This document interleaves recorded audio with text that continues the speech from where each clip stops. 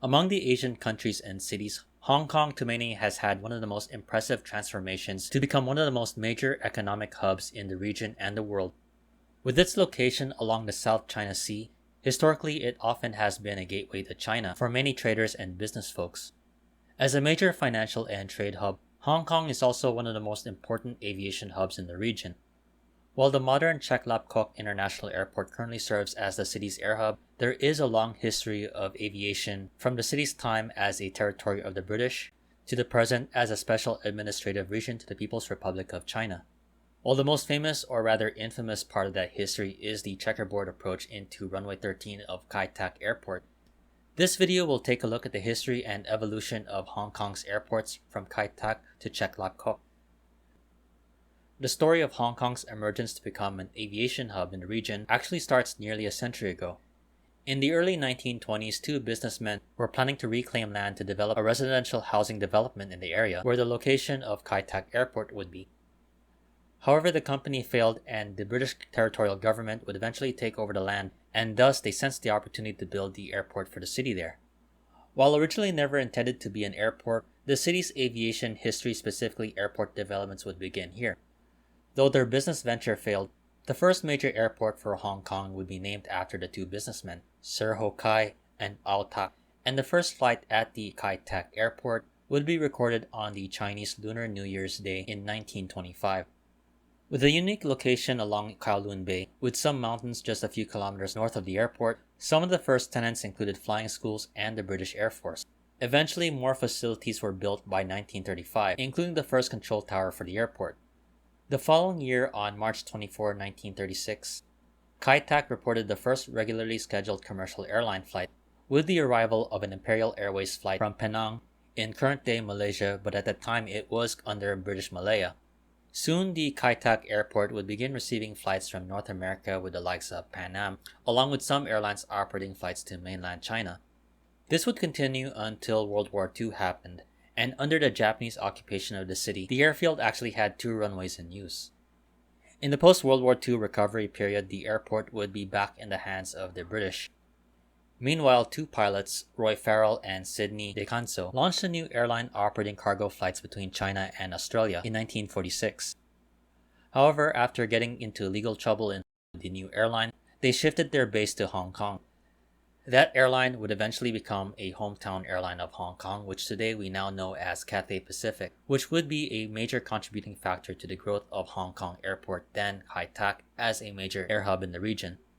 Sensing the opportunities and growth in Hong Kong, the territorial government of the city began laying the foundation for the work to develop the airport, as Hong Kong would eventually emerge as an economic power in the region.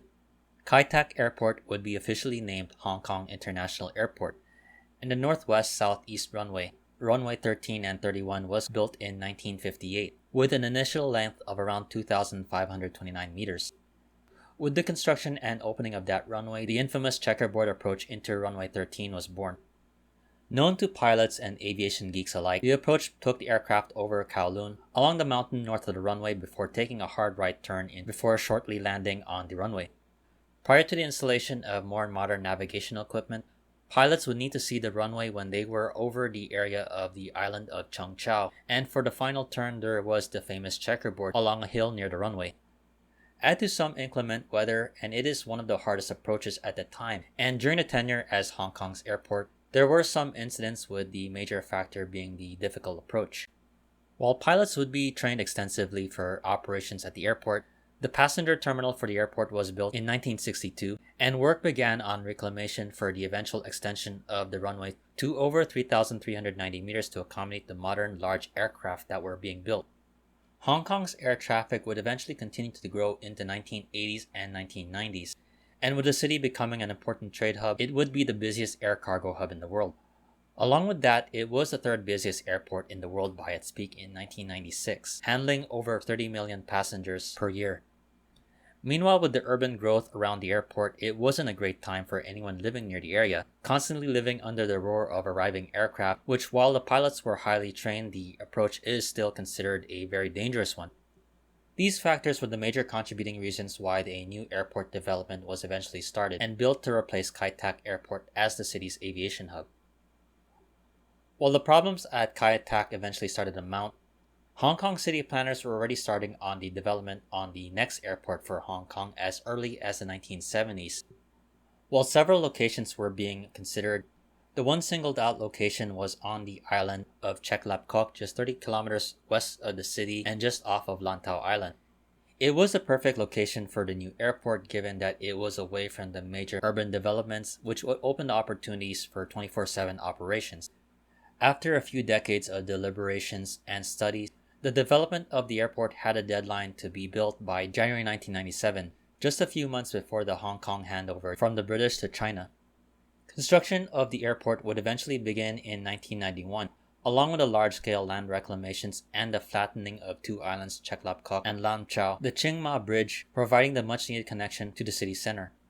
When the airport was completed in 1998, the airport had a land area of over 12.5 square kilometers, 2 parallel runways, with the centerpiece being the Terminal 1 covering an area of 570,000 square meters, making it the world's largest passenger terminal at the time when it was open.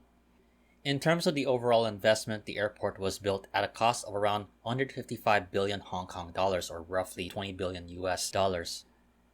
As Chek Lap Kok was getting set to open that day, the last flights out of Kai Tak departed and the runway lights were ceremoniously turned off, while equipment were being moved to the new airport. With Kai Tak closed for civil aviation after a long history serving Hong Kong, the first commercial flight, a Cathay Pacific flight from New York, arrived at the Chek Lap Kok airport on July 6th. While they were expecting a smooth transition of operations from Kai Tak to Chek Lap Kok, the new airport experienced some technical glitches, including that of maintaining the cargo database, prompting a temporary shift of cargo operations back to Kai Tak for the next 6 months. Eventually, the problems were fixed, and Chek Lap Kok would fully take on the mantle as the airport successor of Kai Tak. This also included taking on the IATA and ICAO airport designators of HKG and VHHH, but more importantly, it gained the name of Hong Kong International Airport. The designers of the Hong Kong International Airport had expansion plans in mind in the 21st century, especially with the anticipated growth of international air travel, and with that there has been several additions to the facilities within the last 2 decades of its operation. A new Terminal 2 facility was opened in 2007 to provide more check-in counters, and this was followed by the opening of a North Satellite Concourse of around 20,000 square meters. The facilities were even expanded more in 2015 with the opening of the Midfield Concourse.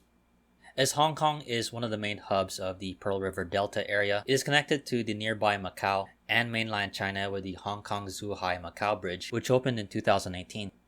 Before the opening of the Mega Bridge, there was already connections to other nearby areas, including Macau, such as the use of ferry and buses to connect to nearby cities such as Shenzhen, Guangzhou, and Macau. For the convenience of travelers, there is an in-town check-in service facility at the Hong Kong and Kowloon stations in the city. Meanwhile, back in the passenger terminals, it has gained the reputation as one of the best airports in the world, from publications and organizations including Skytrax. Within the last 2 decades, Hong Kong Airport has been named the world's best airport by Skytrax for 8 times, with the first award in 2001. Among the 8 Skytrax awards, the airport was named the best airport for 5 consecutive years between 2001 and 2005. Among the features that are noteworthy for travelers include the choices of airline lounges, restaurants, and shopping options. In all, Hong Kong Airport is currently the 3rd busiest international air hub and continues to be the top international air hub in terms of cargo. According to Airports Council International data, the airport served over 70 million passengers and 4.8 metric tons of cargo in 2019. Travelers have the option to fly with 100 airlines to around 180 destinations worldwide. It is currently the hub of the Cathay Pacific group of airlines, including Hong Kong Express and Cathay Dragon, along with the Cathay Group's main competitor, Hong Kong Airlines. Being a major cargo hub, it is the home of the cargo operations for Cathay Pacific, UPS, DHL, Cargolux, and Air Hong Kong in the region. In recent years, the airport has been reaching record numbers of passenger traffic, and a new master plan, the Hong Kong Airport Master Plan of 2030, has been unveiled, which would call for a major expansion of the Hong Kong airport. With a projected investment of around 144 billion Hong Kong dollars, the airport would see more land reclamation around 650 hectares north of the existing airport facilities for the expansion of Terminal 2 and a new terminal concourse along with a third runway to boost the capacity of the airport to over 100 million by the year 2030. As the facilities of Chek continues to evolve, some of you may wonder what has happened with the old Cathay airport facilities after it was shut down in 1998. Regarding Cathay, it has gone through its own evolution, even as some still clamor to the nostalgia of the checkerboard approach. The airport passenger terminal was demolished in the 2000s, and there is some plans to urbanize the area, which offers around 328 hectares. If you happen to visit the location, you'll likely find a cruise terminal at the southern end where the old Runway 31 would start, and right next to it is a runway park, which is based on the old Cathay airport, and there are some exhibits for those aviation enthusiasts related to the history of the airport. The growth of Hong Kong Airport to become one of the major air hubs in Asia coincides with the rise of Hong Kong as an economic power. While a city of a small size without any domestic markets, it plays a key role as a gateway to business in China, not to mention a major financial hub in the region. For many years, the city has prospered because of this. However, with mounting geopolitical tensions, its role of being a regional hub has been questioned, and it ties with the relationship between Hong Kong and mainland China, which during the handover was agreed that Hong Kong would remain operating as its own entity in a system that has been referred to as one country, two systems. There has been some instances of local Hong Kongers questioning the role of China in the city, culminating to a series of protests as recent as 2019, which for several days Hong Kong protesters very much occupied the Hong Kong airport, thus shutting down operations for flights for several days.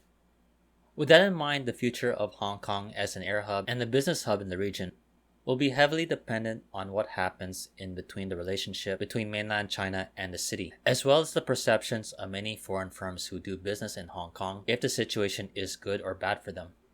It's something that seems to be playing on now rather than 2047. As the political discussions are ongoing, the Hong Kong airport is continuing its planned growth and expansion in order to compete with the major regional hubs to maintain its presence as a major Asian aviation hub at what is referred to as Asia's World City. I definitely hope you enjoyed this video on the history and current state of Hong Kong aviation going back from Cathay Airport to the planned expansion of the current facilities at Chek. This is part of the Asia's Air Hub series, which I do feature the history and development of the major air hubs in the region. Among the airports a part of this series include Seoul Incheon, Tokyo Narita, and Singapore's Changi Airport. To watch these feature videos and more, I'll link the Asia's Air Hubs video playlist in the description below. In the meantime, if you like this video, please like, comment, share, and subscribe. Once again, this has been Flights in Asia. Thank you again for watching and have a great day.